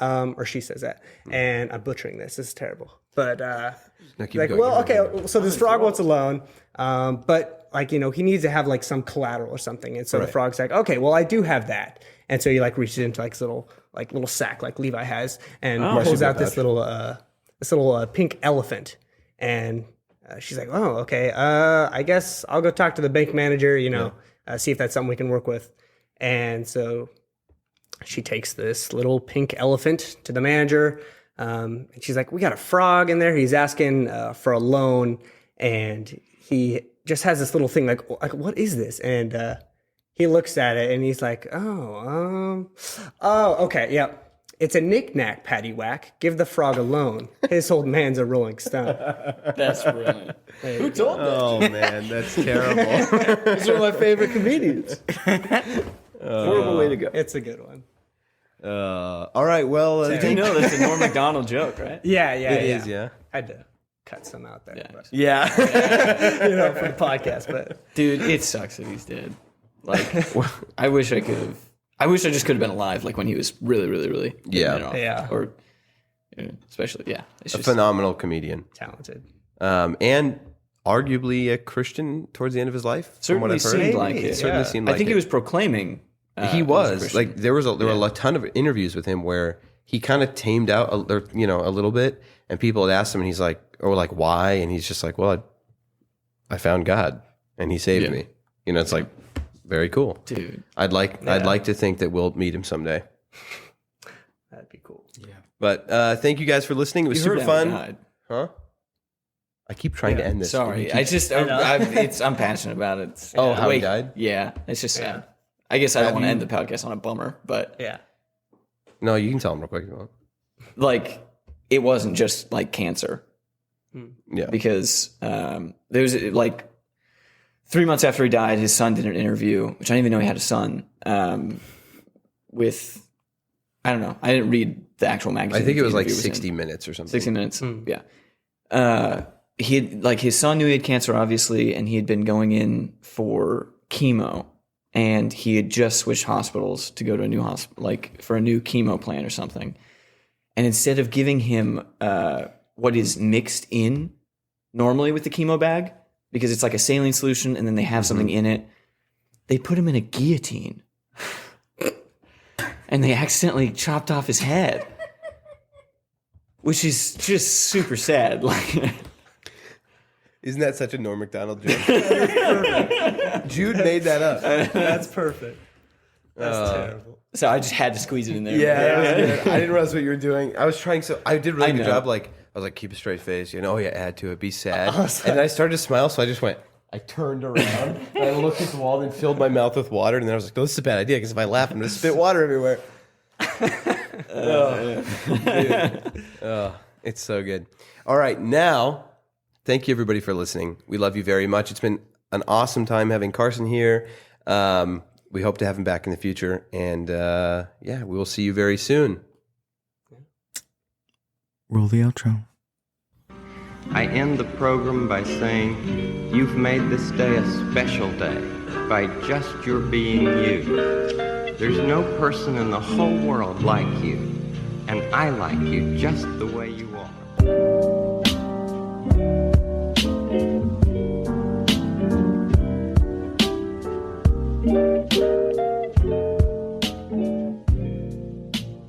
That's a good one.